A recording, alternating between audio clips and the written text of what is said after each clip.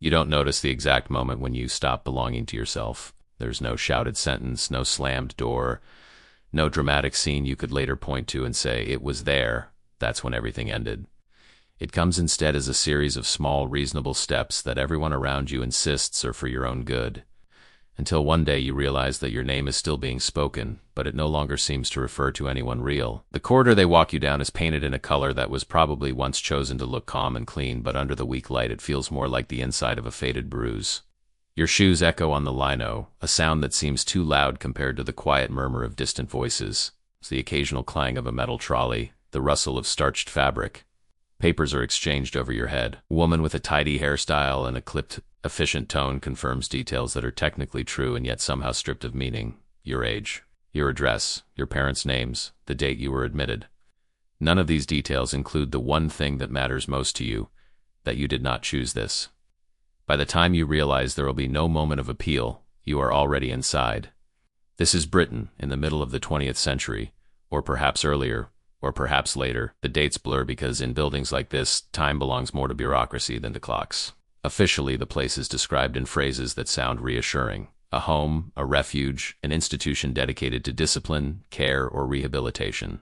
It might be attached to a religious order or run by the state, or funded by charitable donations from respectable families who like to think of themselves as compassionate. On paper, it is a solution, a way of dealing with women who are troublesome, vulnerable, inconvenient, unmarried, pregnant, outspoken, depressed, disobedient, difficult.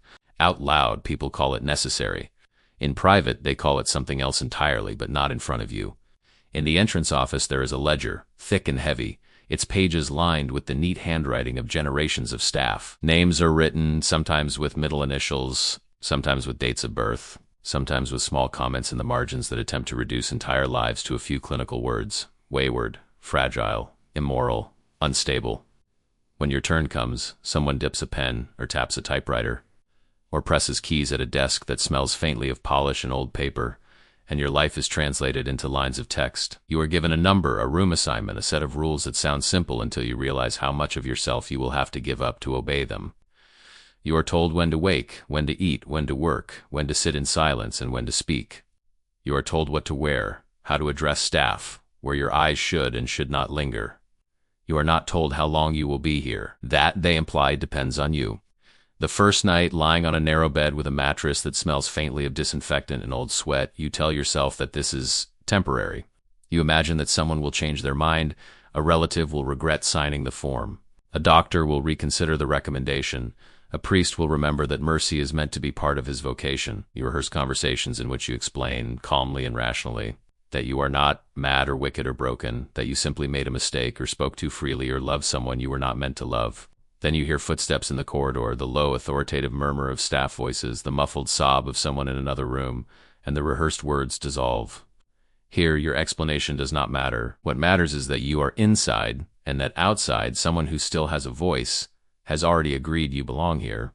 The institution does not need your consent because it has been granted authority over you by people who do not have to live with the consequences. Morning comes early and without tenderness. A bell or a knock on the door or a voice raised just enough to be obeyed pulls you out of whatever uneasy sleep you manage to find. You dress quickly because hesitation is noticed here. Haste suggests willingness, and willingness is safer than resistance. The other women in the dormitory move around you with the well-practiced efficiency of those who have learned that small delays invite questioning. Some of them glance at you with curiosity, others not at all. It takes you a moment to realize why. They have seen many arrivals before you, each one convinced at first that their case is special, each one eventually smoothed down by the same relentless routine. To the institution, you are not a story, you are a category. Mealtimes are stripped of comfort. Food is plain, portioned, served at precise times that are never altered, not even for illness or grief. You eat because you are told to eat, not because you are hungry. You sit at long tables where conversation is restricted or monitored. At one end, staff watch with an expression that is not quite suspicion and not quite indifference, but something in between, a practiced distance that allows them to observe without engaging. You notice the way many women keep their voices low, bending slightly towards one another as if afraid their thoughts might travel too loudly through the air. When a laugh slips out, sharp and bright, it is followed by a quick glance towards the staff table, a reflex born of experience. Some rooms in the building feel like they were designed to observe you more than to hold you. In the assessment office, you sit opposite a person whose job is to decide what exactly is wrong with you. They ask you questions that sound simple but are laced with traps. Do you often feel upset? Do you trust your family? Do you regret what you did? Do you think you know better than the people who sent you here? If you answer too honestly, you risk confirming their suspicion that you are unstable, unrepentant, defiant. If you answer in the way you think they want, you begin the slow work of betraying yourself, one carefully chosen phrase at a time. They take notes. Sometimes they tilt their head in the way that trained professionals do when they think they have identified a pattern. They speak of treatment, correction, reform. They do not speak of freedom. The work they assign you depends on the era, the institution, and the story they tell the outside world about what happens inside. It might be laundry, endless scalding, back-breaking labor that turns your hands red and raw and teaches you to measure your day in piles of damp cloth. It might be cleaning, scrubbing floors and walls until they shine in a way meant to impress inspectors. It might be sewing, mending kitchen work, caring for those considered even more broken than you are. Whatever the task, the purpose is the same: to keep you occupied, to define your value by productivity, to ensure that any energy you might have had for questioning your situation is spent instead on meeting quotas. The institution will later point to this work as evidence of its usefulness. Look, they will say, these women were taught skills, discipline, routine.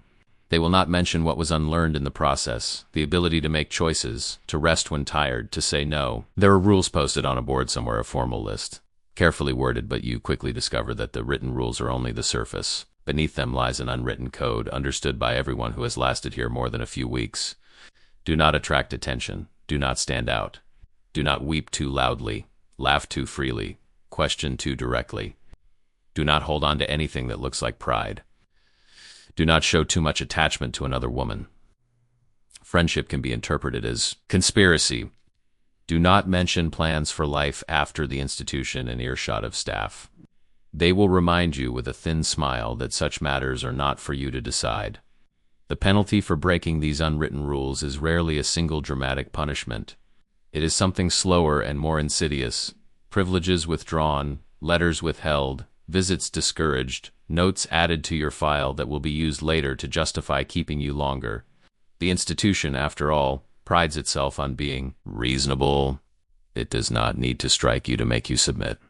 It only needs to show you day after day that you have no say in what happens next. As days fold into weeks, something begins to shift inside you. At first, you cling fiercely to memories of who you were outside these walls. Your favorite places, the way your name sounded when spoken by someone who loved you, the particular tilt of light through your bedroom window at a certain time of year. You repeat these details to yourself like prayers, convinced that as long as you can remember them clearly, the institution cannot truly claim you. But the routine is relentless, and memory is fragile. You start to notice small gaps, an old friend's face becoming hazy, a conversation you once replayed in your mind growing faint around the edges.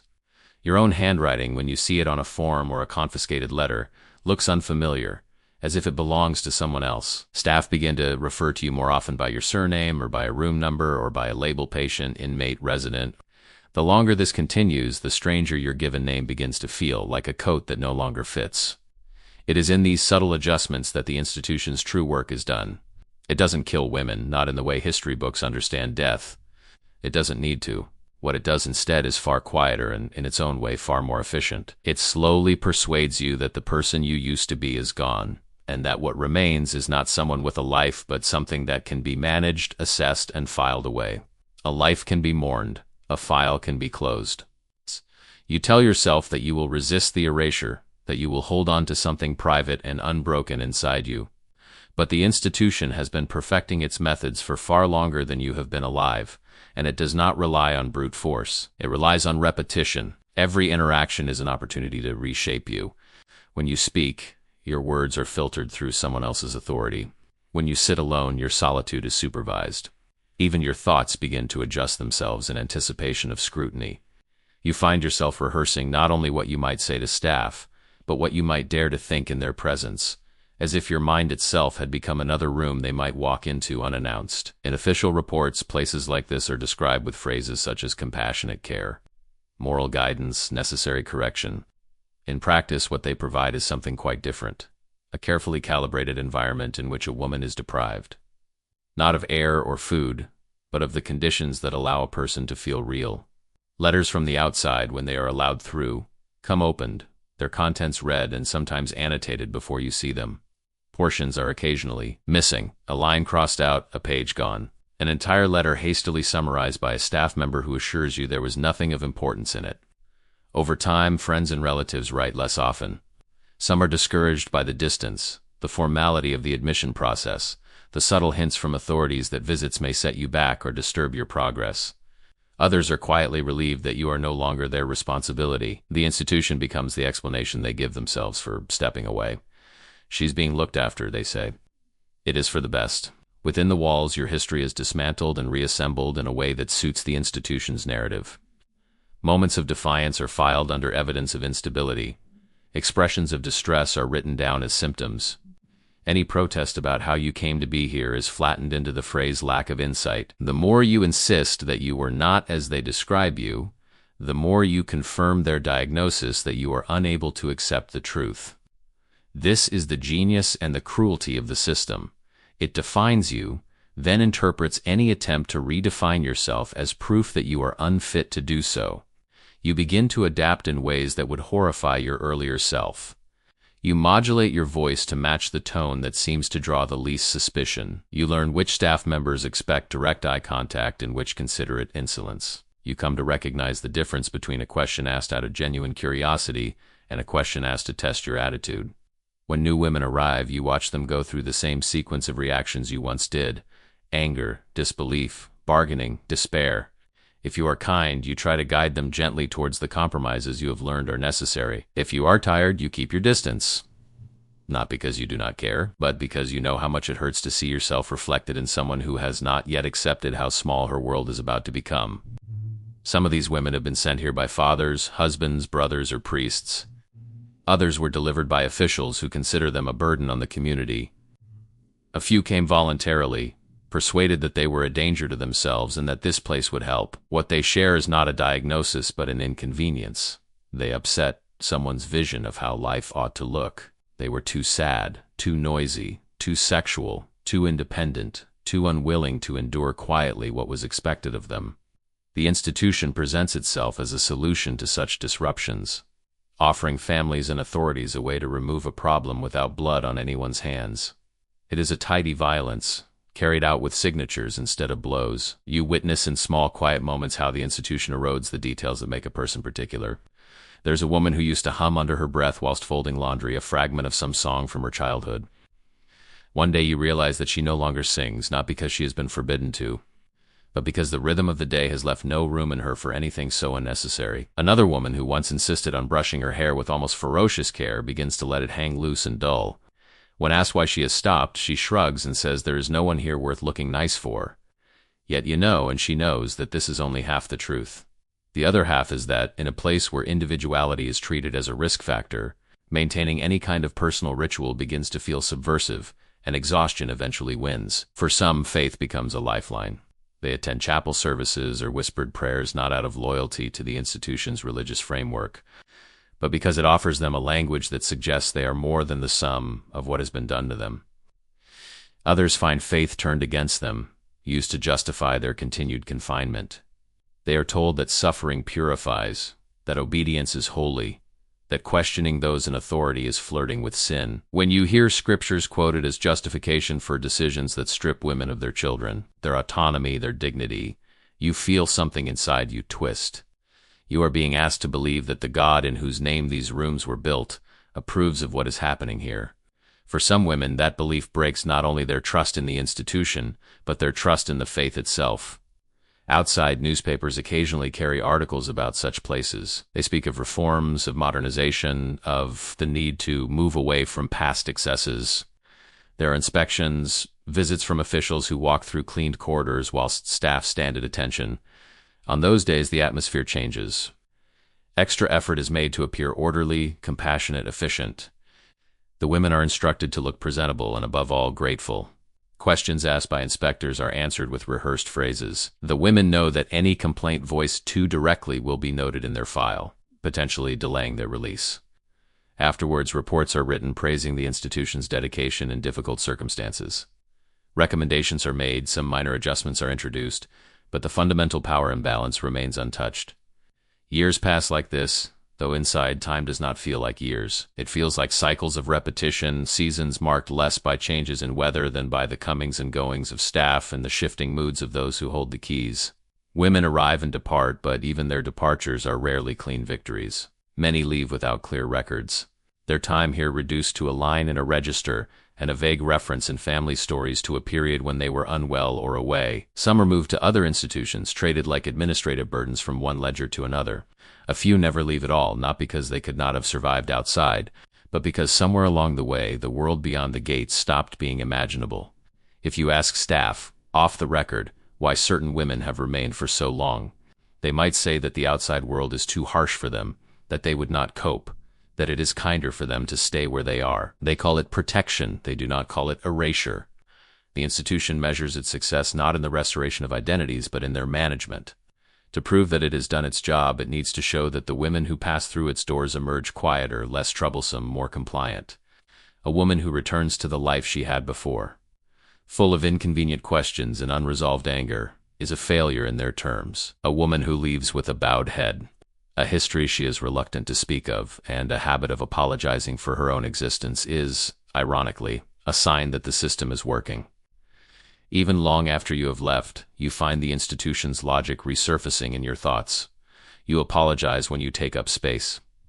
You worry that any disagreement will be seen as proof that there is something wrong with you. You struggle to answer simple questions about what you like or want because, for years, such preferences were irrelevant. When asked about the time you spent inside, you avoid specifics. You use phrases like it was a different time or they did what they thought was best, partly because this is what people expect to hear, and partly because acknowledging the full brutality of what happened would require you to accept that entire systems and generations colluded in your dismantling. It is easier in a way to doubt your own memory than to confront that scale of betrayal, and yet, despite all of this, traces of resistance remain.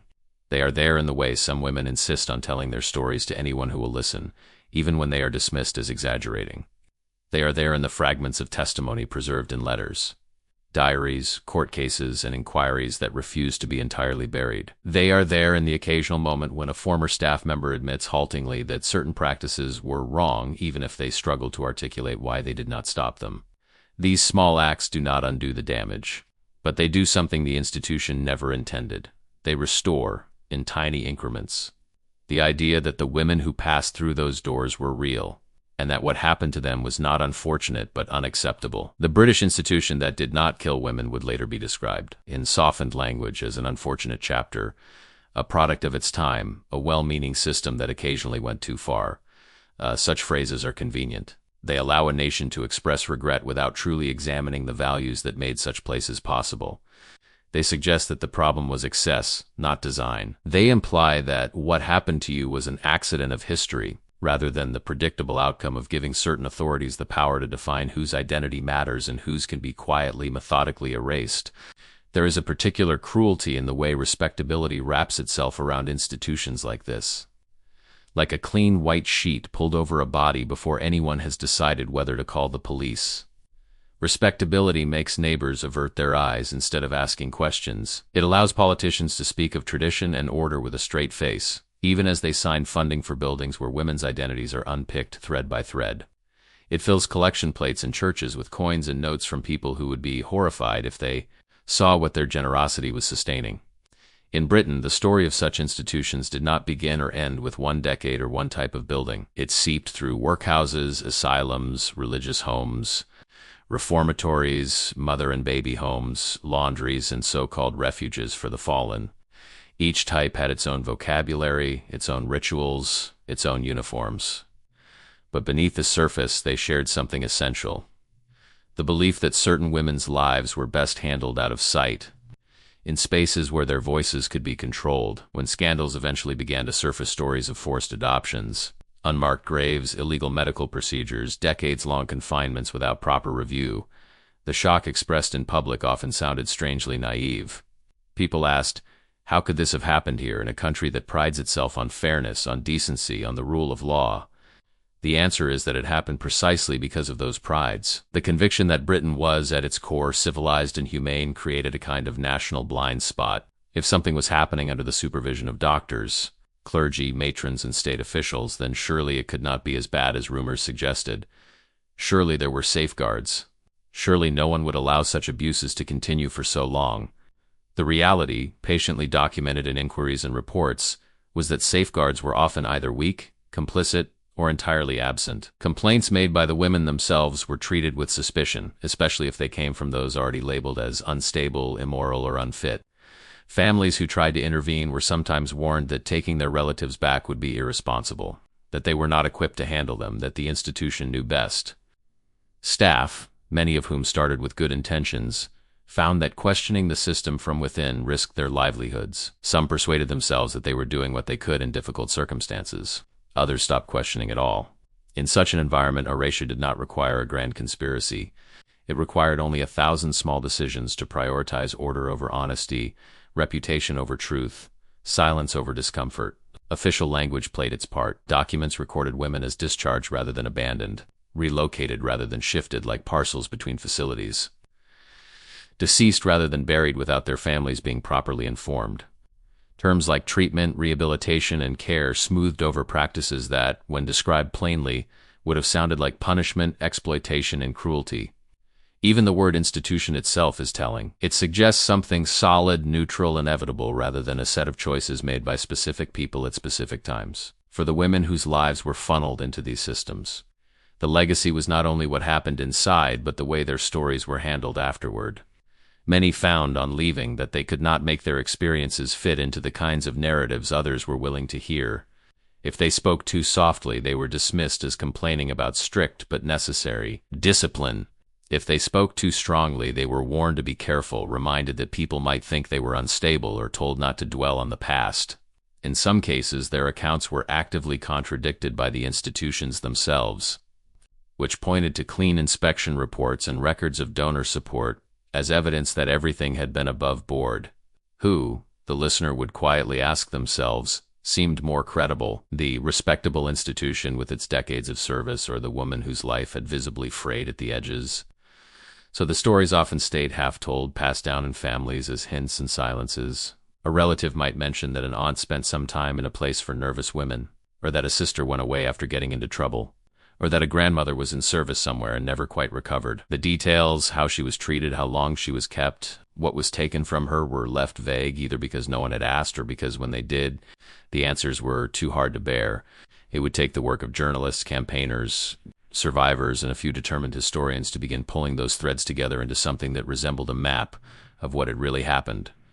As testimony accumulated, patterns emerged that were impossible to dismiss as isolated mistakes. Women described the same routines, the same punishments, the same phrases used to belittle and control them. They remembered being told that no one would believe them if they ever tried to speak out. They remembered being made to feel that they were the problem, and that the institution was their only hope of redemption. They remembered, above all, the feeling of becoming faint in their own lives. Some of these accounts would eventually fuel formal investigations. Committees were formed, hearings held, findings published with a mixture of apology and self-protection. Reports acknowledged suffering, but often wrapped it in language that avoided naming deliberate cruelty. Compensation schemes were created, but with criteria that excluded many who had been harmed. Governments expressed regret for specific practices, whilst careful to avoid language that might suggest systemic intent. In press conferences, officials spoke of learning lessons, of moving forward, of ensuring that such things could never happen again. Yet even these moments of acknowledgement were unevenly distributed. Certain institutions became notorious, their names shorthand for a particular kind of horror, whilst others slipped quietly into obscurity, their records incomplete or conveniently lost. Some religious orders offered apologies tinged with real sorrow. Others defended their past as best they could. In the meantime, surviving women and their families were left to piece together their own histories from scattered documents, fading memories, and the occasional mention in an archive. For them, the question was not only what had been done, but what it meant to have lived in a society that had allowed it. The erasure carried out by these institutions was never solely about removing women from the outside world. It was about convincing the outside world that those women's experiences did not fully count. If a woman's years in an institution could be reduced to a single line in her obituary, if her distress could be dismissed as exaggeration, if her anger could be reframed as ingratitude, then the system could survive with only minor adjustments. It is tempting, with the distance of time, to place all of this firmly in the past, and to speak of it as though it were a moral lesson already learned. But the mechanisms that enabled such institutions to thrive have not disappeared. They have simply changed clothes.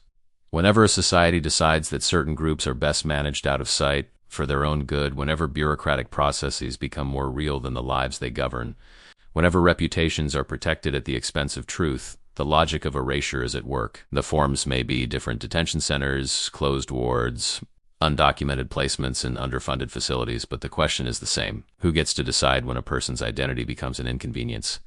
Standing outside one of these former institutions today, you might see a plaque expressing regret, or a new building repurposed for housing, or nothing at all to suggest what once happened there. You might pass someone on the street who spent years inside and never speaks of it. You might walk over ground under which lie unmarked graves, the final insult to lives already rendered anonymous. The British institution that did not kill women has, in many cases, been dismantled brick by brick, but its ghost lingers in attitudes, in habits of disbelief, in the ease with which suffering is tidied away behind respectable language. To understand what it truly did, you have to look not only at the rules it imposed and the punishments it inflicted, but at the long echo of its work. The women who learned to doubt their own memories, the families who inherited silence instead of stories, the nation that still struggles to admit how much of its order was built on controlled forgetting. Erasure, after all, is not only something that happens to individuals, it can become a national reflex. And until it is named for what it is, the danger remains that under the right pressures, the machinery will start up again, quieter this time, more carefully defended, but with the same slow, patient intention to decide who is allowed to remain fully human, and who can be gently, administratively erased while still technically alive. Years later, perhaps long after the building itself has been converted into flats or offices or simply demolished, you find yourself in an archive room holding a file with your name on it, or on the name of someone you loved. The room smells of dust and toner, and the fluorescent lights buzz faintly overhead. A clerk has handed you the folder with professional neutrality, unaware that for you it weighs far more than its pages suggest. You open it and see, in tidy handwriting or typewritten text, a version of your life that feels at once familiar and entirely alien. There is your date of birth, your address at the time, the signature of the relative or official who authorized your admission. There are brief notes: uncooperative, improved, emotional when questioned, fails to recognize what is best for her. There's no mention of the way your stomach nodded every morning when the bell rang. No record of the friend who held your hand behind the laundry room door. No acknowledgement of the nights you lay awake rehearsing the person you would have to become just to be allowed out. The file is thin. Your years inside have been condensed into a few pages, as if your existence could be summarized in a handful of observations made by people who never had to live the consequences. You read, and somewhere between the lines you recognize the shape of the erasure that was done to you, not by forgetting you entirely, but by recording you in a way that made the institution's story sound reasonable. The cruelty was never that they wrote nothing. It was that what they wrote made you disappear, even as it claimed to describe you. For some, this moment in the archive is shattering. It confirms what they suspected all along, that their protests were carefully filed under symptoms, that their pain was translated into data, that their long years of confinement were, in the official narrative, merely part of a necessary process. For others, it is strangely stabilizing. However distorted, the file is proof that they were there, that they were not imagining it. That the vague family whispers about a difficult period or a breakdown cannot erase the fact that someone, somewhere, deemed their confinement important enough to document. Either way, the experience pulls the past into sharp focus and forces a question that can no longer be avoided. What does it mean to have lived through a form of violence that your own country refused for so long to name as such? You look up from the pages and realize that, outside this quiet room, people are going about their day thinking of Britain in terms of fair play, queues, weather, and elections, not in terms of women shut away until they no longer recognize themselves. It is tempting to turn away from this tension, to fold the file closed and tell yourself that dwelling on it will not change anything. But if you do, you risk repeating on a smaller scale the very process that harmed you, tidying away what is uncomfortable so that the surface can remain smooth. So you sit with it, instead, the knowledge that respectable systems can do monstrous things and that those systems depend, almost as much as on their rules and staff, on the willingness of ordinary people not to look too closely. Years pass, and you find your story intersecting with those of other survivors. In church halls, community centers, online forums, and small tentative support groups, Women begin comparing notes. They discover that the phrases used on them were identical in institutions hundreds of miles apart. They remember the same rituals, the same routines, the same ways staff would tilt their heads when dismissing a plea. Some of these women look like grandmothers now. Others are still young enough that people struggle to reconcile their age with the idea of a system that sounds, to outside ears, like something that should have ended decades ago. Together, they piece together a picture that no single file, no single inspection report could provide. They begin to understand that what happened to each of them personally was part of a much larger pattern, a machinery of control that stretched across regions and decades, changing its signage and uniforms but not its underlying purpose. Telling these stories is not easy. Each retelling risks reopening wounds that never fully healed. There's the fear of being dismissed, of being accused of exaggeration, of facing the weary skepticism of those who have decided that such things are in the past and therefore not worth the discomfort of revisiting. But there is also, for some, a sense of obligation, not in the way the institution once demanded obedience, but in the quieter sense that if they do not speak, the erasure will be complete. For every woman who finds the strength to give an interview, stand at an inquiry, write a memoir, or simply tell her grandchildren the truth, there are others who cannot, whose voices have been permanently silenced by shame, illness, or death. The ones who speak carry them too. In classrooms, documentaries, and late-night conversations, the story begins to shift. Younger people, hearing about these institutions in detail for the first time, express disbelief that such places were allowed to exist for so long under the banner of care. They ask how their grandparents' generation could have accepted it.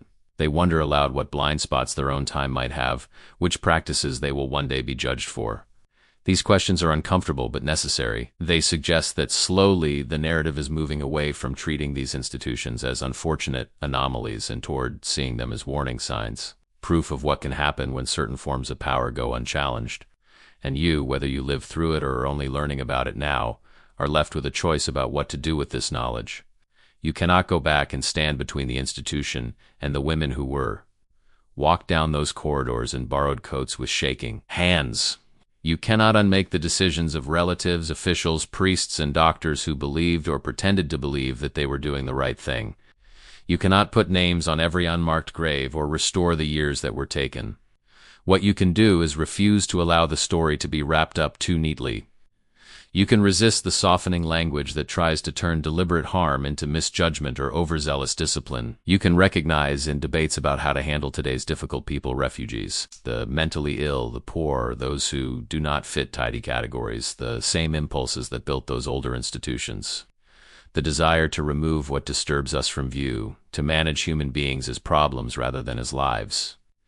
And if you are the one who lived it, you can, in whatever way feels possible, insist on your own complexity. You can tell your story in your own words, not as a morality tale or a footnote, but as a testament to the fact that you were more than the label in the ledger. You can allow yourself anger without apology, grief without being hurried towards forgiveness, survival without being forced into the role of inspiration. The British institution that did not kill women, but slowly erased them alive, thrived on the belief that some lives could be reduced to files. Some voices to symptoms, some memories to rumors best left unexamined. To push back against that is not simply to condemn the past. It is to defend the principle that no system, however respectable, should be trusted with the quiet power to decide whose identity is worth preserving. History will record in reports and official apologies that mistakes were made, that lessons were learned, that reforms were implemented. Whether that history remains a living warning or fades into another politely forgotten chapter depends in part on what you do next, whether you look away, or whether you let the discomfort sharpen your attention. Because in the end, the only real safeguard against institutions like these is not a policy or a plaque, but a population that has learned to hear the first small sounds of erasure and refuse to call them normal. If this story has left you unsettled, let that feeling remain with you a little longer than is comfortable. Let it remind you that behind every clean phrase in an official document lies a life as messy, fragile, and vivid as your own, and that the light you turn towards these histories is the one thing that keeps their shadows from quietly spreading again.